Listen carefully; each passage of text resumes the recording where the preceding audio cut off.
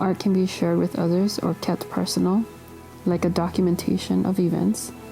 Art is found in everything around you.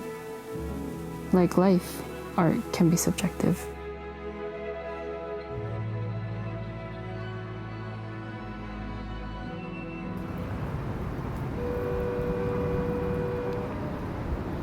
Okay, so go ahead and state your name. Okay. And then I'm gonna. Do I start now? Yeah. Okay. Yeah. Okay. What I say? My name is Mary, and I work full time at Napa Automotives, and on the side I have a business called Bake by Mary. Hi, my name is Cheryl Lemon-Berry. I'm a graphic designer.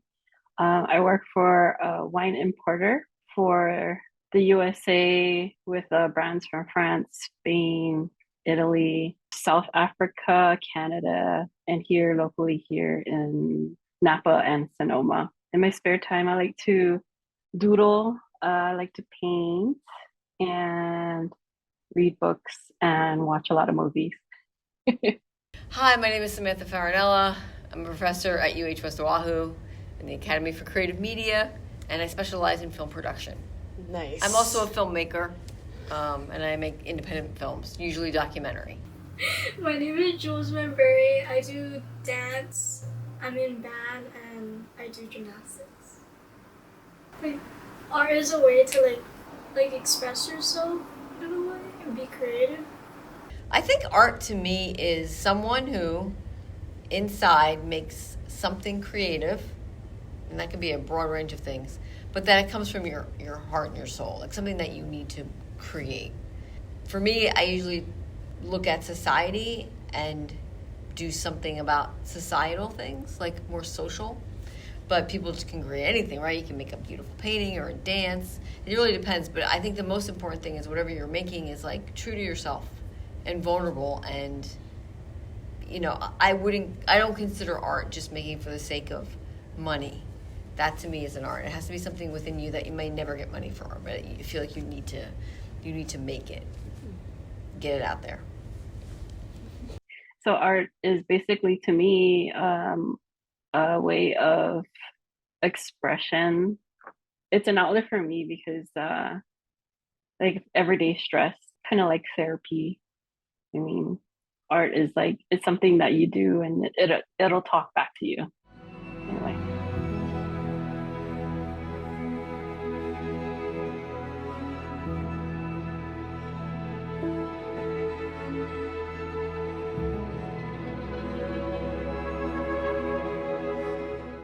My favorite medium of art is like music and maybe like drawing. Because I like to draw and it helps me like relax and stuff, so does music.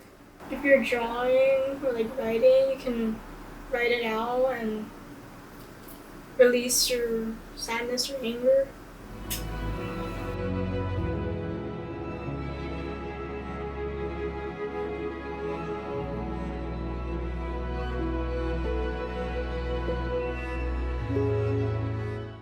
I think it was during 2021 when I was unemployed. I started doing more of realistic paintings.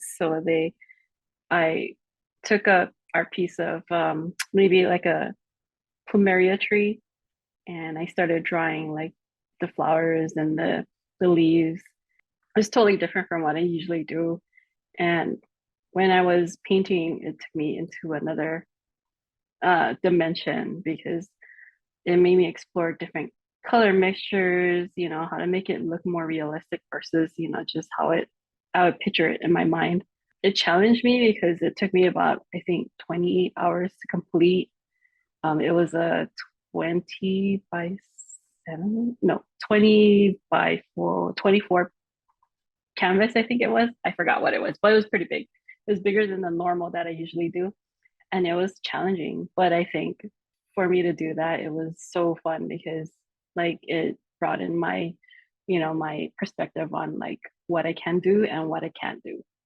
So It was Nan Golden is a famous photographer, And there's a movie on her called All the Beauty and the Bloodshed, and it's about her artwork plus her fighting the Sackler family, that because they're the ones that basically started the fentanyl addiction in America. But when I was probably in my 20s, I went to MoMA, either Whitney or MoMA, can't remember which one, and I saw her exhibit. It's I forgot the name of it right now. Excuse me for that, but the work in it was so powerful because she basically hung out with a lot of different people, drag queens and the gay scene plus like the straight scene. She was also her boyfriend was a heroin addict, and he abused her, and she had shots of herself after he punched her. So like it's really hardcore stuff. A lot of it is beautiful. It's like friends together, and that's wonderful. But it's also like these really intense, harsh photos. So it's almost documentary like, but she shoots in a really beautiful way too. So that really, really affected me, that to see how art can mirror society and make people think about things, about relationships, about societal issues, whatever, all in this one, photograph of her with like a black and blue and a red eye,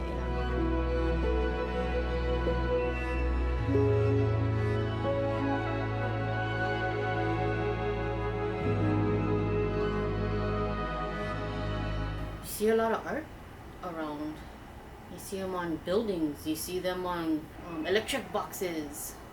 Like, you see them all over the place. I mean, besides the graffiti and stuff, but you see actual paintings, drawings, and you see them a lot more in TVs, shows, movies. It's gotten bigger. With technology, everything evolves, right? But I can say in my old life that it evolved slower. Like I had a Panasonic, I think it was DVX 100, and I had that camera for 7 years, and I was shooting on it. And it shot 8mm. It was like this little tiny cartridges of tape. But that camera got me through like to 2005, maybe. I probably got it in like 2003, and I made my film on it. Oh yeah, then I did other stuff. So maybe like 2008 or 9. So it was a big chunk. That would never happen now. Like, my cameras are going like that. So everything is changing. And in some ways that's good, in some ways it's not, right? In the good way that technology changes is you can get stuff cheaper maybe, and that everybody could do it. And because the vlogging is so big that they're making the camera smaller and easier for us to shoot, edit, do everything, light even. So like that stuff is great. I think AI is an issue. AI is great for some things, right? Like we all use it, it's awesome. But I think for other things, not so much. Like I feel like humans should always be, because you could compile everything. Like, okay, we all use it for like word process, right? We all like kind of have it polish our written work. Most of us, I do. But I have to write it, right? And then it takes every book that's ever been written and like looks through it and makes something like polished or better for us. But humans all come from a very unique perspective. Who raised you, where you were, all this different stuff, right? So that's art. Like that's how you create art. Is like a human being is creating the art. You can throw stuff into a computer and have it spit out things that have already been done, but that doesn't say what the humanity was for that person to make it. So I think enhancements, helping us edit, helping us doing these things, I think AI is great, but you know that the big studios are going to want to use it for more nefarious things, like for instance for actors, or it might write scripts, or it might do things that are a little bit not what we want. You could have, in the future you want to edit something, maybe you can edit it, right? Like, but that where the inception is of writing something or directing something or creating something, you always want to have a human behind that, I believe. If you could describe art in 3 words. Oh, wow. Art. Unique. Beautiful. Creativity. Love. Emotional. Therapeutic.